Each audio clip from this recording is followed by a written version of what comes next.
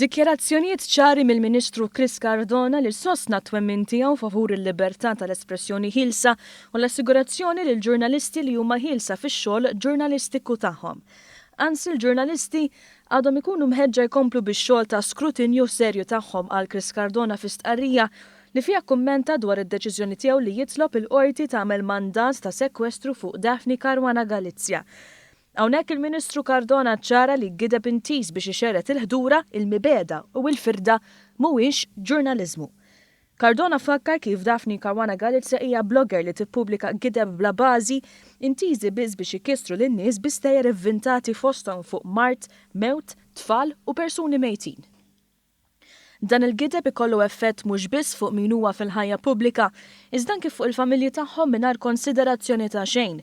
Dan il-gideb u tajjir sofrew minnu nies ta' twemmin politiku differenti għal Cardona li qal li din hija raġuni għalfejn apparti il-libelli saru wkoll mandati għal sekwestru. Mandati li waslu biex l-esponenti tal-fazzjoni estremista tal-Partit Nazzjonalista ħarġu jiddefenduha biħġarhom fuq quddiem-nett nies bħal Simon Busuttil u David Casa li dwar is-suġġett marant il-Kummissjoni Ewropea.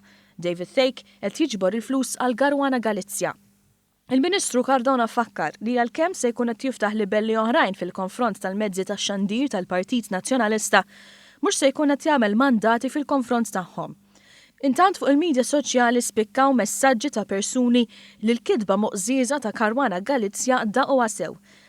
Dak il-ġurnaliżmu li għajjarni miġnun, għandi bżonn psikjatra, suwiċidali u offenda lili u lil-familti, kiteb l-editur tal-illum Albert Gauci Cunningham, li qal li jekk dan huwa ġurnaliżmu u ma jridx issejjaħ ġurnalist aktar.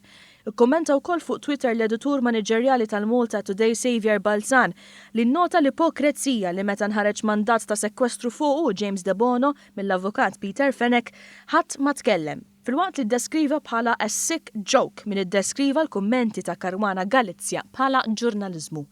Ix-xandar Jean-Claude Mikallef kiteb jekk 47,000 euro li fuqhom hemm mandat u mhix biżżejjed għal din il-ħdura.